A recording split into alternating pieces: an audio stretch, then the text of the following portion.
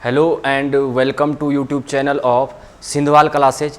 Students, last lecture में हमने देखा था कि इलेक्ट्रॉनिक डिस्प्लेसमेंट इफेक्ट दो तरीके के होते हैं, जिनमें हमारे पास होता है पहला जो इलेक्ट्रॉनिक डिस्प्लेसमेंट इफेक्ट होता है वो होता है परमानेंट इलेक्ट्रॉनिक डिस्प्लेसमेंट इफेक्ट, जो मॉलिक्यूल में हमेशा प्रेजेंट होगा, जिसमें पहला था inductive resonance, mesomeric and hyper conjugation. दूसरा type of electronic displacement effect जो मेरे पास था वो था टेम्परेरी इफेक्ट, जिसमें हमने देखा था इलेक्ट्रोमेरिक इफेक्ट।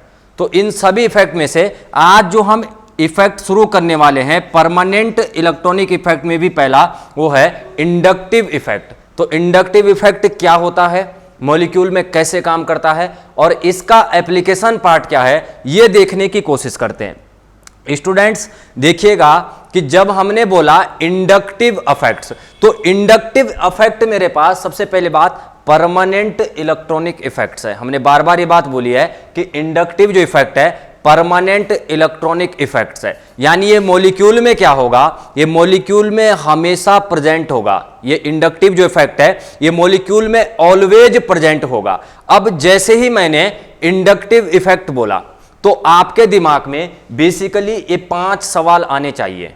इंडक्टिव इफेक्ट सुनते ही आपके दिमाग में ये 5 सवाल स्ट्राइक करने चाहिए, जिनमें एक एक करके इन सवालों के जवाब जानने की कोशिश करते हैं। जब आप कोई भी सवाल अप्रोच करें तो आपके दिमाग में कि इंडक्टिव इफेक्ट है या कोई और इफेक्ट है, तो इंडक्टिव इफेक्ट के बारे में बेसिकली ये 5 सवाल आपके दिमाग में आने चाहिए। पहला सवाल, किसमें सोचना है इंडक्टिव इफेक्ट, यानी कि सवाल का मतलब यह है कि कौन से मॉलिक्यूल के अंदर इंडक्टिव इफेक्ट लगेगा, कौन से मॉलिक्यूल के अंदर इंडक्टिव जो इफेक्ट है मेरे पास वो नहीं लगेगा। तो किसमें सोचना है इंडक्टिव इफेक्ट, इस बात का जवाब है, जरा देखिएगा कि पहली बात, इंडक्टिव जो इफेक्ट है केवल सिग्मा बॉन्डेड सिस्टम में काम करेगा जी, सिग्मा बॉन्डेड सिस्टम में, यानी कि inductive effects works only on sigma bonded system.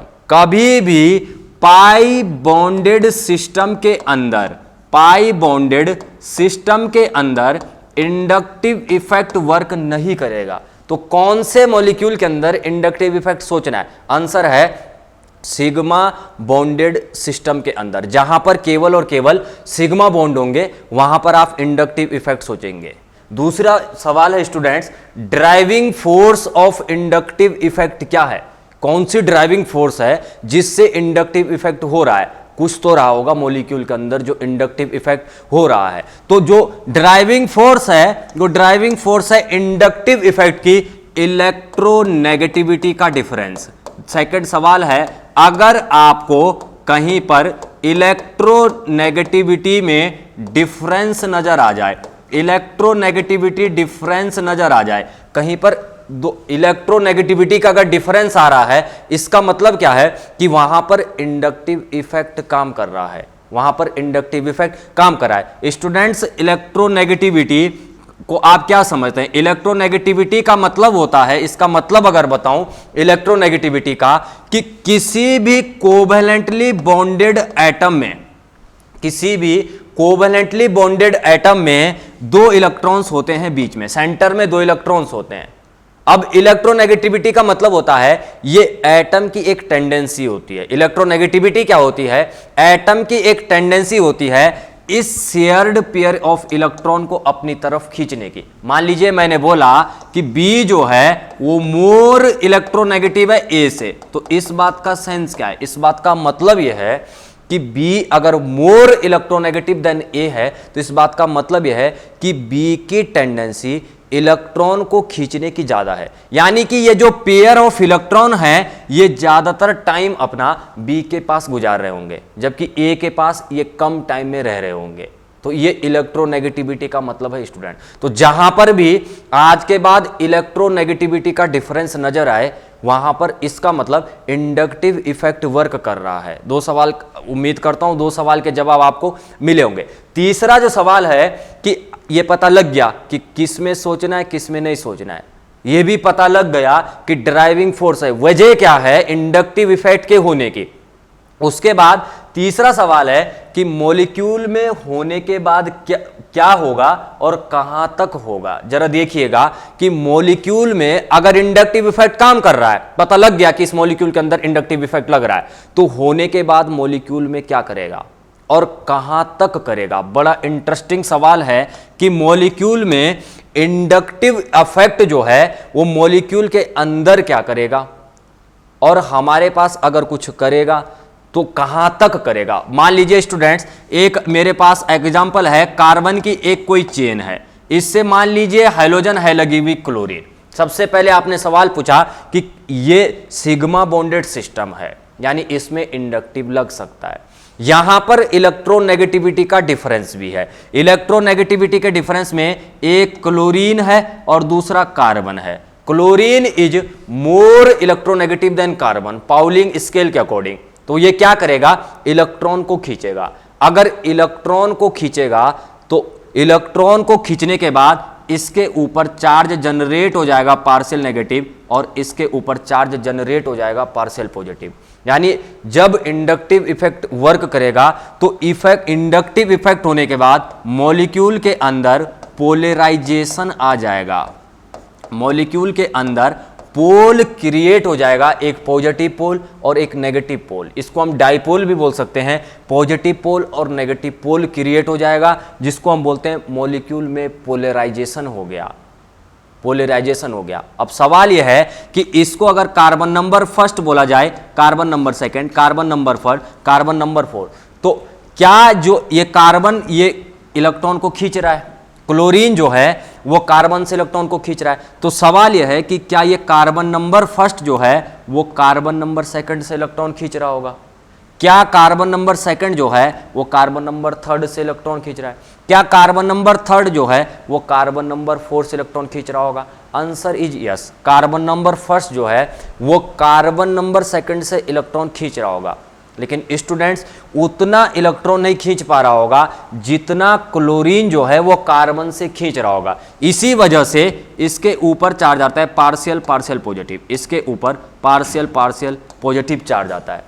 तो ऐसे से तो मॉलिक्यूल में अगर और कार्बन होते, कार्बन 5 तक होते, तो ये कहां तक हमारे पास इलेक्ट्रॉन खींचता, कहां तक हमारे पास इलेक्ट्रॉन को खींचता? तो आंसर है बेसिकली जो इंडक्टिव जो इफेक्ट है मेरे पास, वो inductive effect carbon number 3 to carbon number 4 तक वर्क करता है जी। केवल और केवल कार्बन नंबर 3 से लेके कार्बन नंबर 4 तक ही काम करता है इंडक्टिव इफेक्ट। कार्बन नंबर 4 के बाद इस इफेक्ट को नेग्लिजिबल माना जाता है, यानी कार्बन नंबर 4 पर इसका इफेक्ट बिल्कुल ना के बराबर होगा। तो इंडक्टिव जो इफेक्ट है वो इंडक्टिव इफेक्ट में एक शॉर्ट में बोल सकता हूं कि इंडक्टिव इफेक्ट मेरे पास डिस्टेंस डिपेंडेंट इफेक्ट है। बहुत इंटरेस्टिंग बात है कि इंडक्टिव जो इफेक्ट है वो डिस्टेंस डिपेंडेंट इफेक्ट है। कि कौन सी डिस्टेंस पर लिखा हुआ है? डिपेंडेंट, डिस्टेंस डिपेंडेंट इफेक्ट है। तो इंडक्टिव जो इफेक्ट है मेरे पास वो डिस्टेंस डिपेंडेंट इफेक्ट है। Carbon number 3 to carbon number 4 तक वर्क करेगा, कार्बन नंबर 4 के बाद इस इफेक्ट को नेग्लिजिबल माना जाएगा। आई होप आपको क्वेश्चन नंबर 3 का भी आंसर मिला होगा। क्वेश्चन नंबर 4 ये बोल रहा है इलेक्ट्रॉन की मूवमेंट क्या होगी, इलेक्ट्रॉन जो मूव करेंगे वो इलेक्ट्रॉन किस तरीके से मूव करेंगे। तो क्वेश्चन नंबर 4 का अगर मैं आपसे आंसर करूं कि इलेक्ट्रॉन की मूवमेंट क्या होने वाली है, तो जो स्टूडेंट्स इलेक्ट्रॉन की जो मूवमेंट मेरे पास होती है वो इलेक्ट्रॉन की मूवमेंट हमारे पास होती है लो इलेक्ट्रोनेगेटिव एटम से, लो इलेक्ट्रोनेगेटिव एटम से मोर इलेक्ट्रोनेगेटिव एटम की तरफ। हमेशा जो इंडक्टिव इफेक्ट में इलेक्ट्रॉन की जो मूवमेंट रहने वाली है लो इलेक्ट्रोनेगेटिव एटम से मोर इलेक्ट्रोनेगेटिव एटम तक रहने वाली है। जैसे ये एग्जांपल हमने लिया था, तो इस एग्जांपल में कार्बन जो था वो लेस इलेक्ट्रोनेगेटिव था या लो इलेक्ट्रोनेगेटिव एलिमेंट था, क्लोरीन जो है वो मोर इलेक्ट्रोनेगेटिव एलिमेंट था। तो हमेशा इलेक्ट्रॉन की जो मूवमेंट है वो एरो कुछ इस तरीके से दिखाएंगे, लेस इलेक्ट्रोनेगेटिव एटम से मोर इलेक्ट्रोनेगेटिव एटम की ओर हमारे पास इलेक्ट्रॉन्स की मूवमेंट रहने वाली है। लास्ट सवाल जो है क्या नहीं सोचना है, आपको क्या है इंडक्टिव इफेक्ट के बारे में क्या नहीं सोचना है।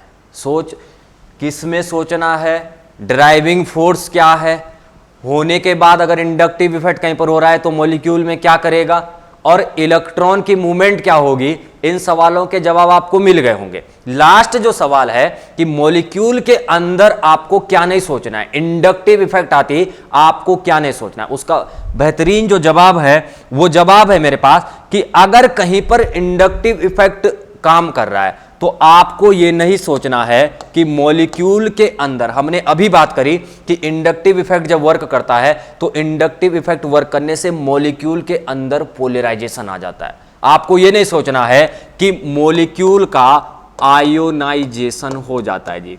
आयोनाइजेशन, आपको आयोनाइजेशन ऑफ मॉलिक्यूल नहीं सोचना है। मॉलिक्यूल के अंदर आयोनाइजेशन नहीं होता है। पोलराइजेशन और आयनाइजेशन अलग अलग चीज है। पोलराइजेशन जो था, पोलराइजेशन के अंदर आपके ऊपर पार्शियल नेगेटिव और पार्शियल पॉजिटिव चार्ज जनरेट हुए थे, पार्शियल नेगेटिव और पार्शियल पॉजिटिव चार्ज जनरेट हुए थे। लेकिन आयोनाइजेशन के अंदर आपको कंप्लीट चार्ज मिलते हैं, Na+ एंड Cl नेगेटिव। यह आप बात नोट कर सकते हैं कि इसके अंदर आपको पार्शियल चार्ज देखने को मिलता है, पार्शियल चार्ज देखने को मिलता है। लेकिन ये वाला जो चार्ज है ये चार्ज कंप्लीट चार्ज है। ये जो चार्जेज हैं मेरे पास वो या तो कैटायन है या एनायन है, जबकि ये वाला चार्ज मेरे पास जो है पार्शियल पॉजिटिव और पार्शियल नेगेटिव, ये हमारे पास पार्शियल चार्ज है, पूरे तरीके से कंप्लीट नहीं है ये वाले चार्ज। तो इंडक्टिव के बारे में आपको ये चीज़ नहीं सोचनी है। इसके बाद जो आप पढ़ेंगे वो पढ़ेंगे types of inductive effects. Inductive effects कितने तरीके का होता है और एक्चुअल में यही एग्जाम में पूछा जाएगा।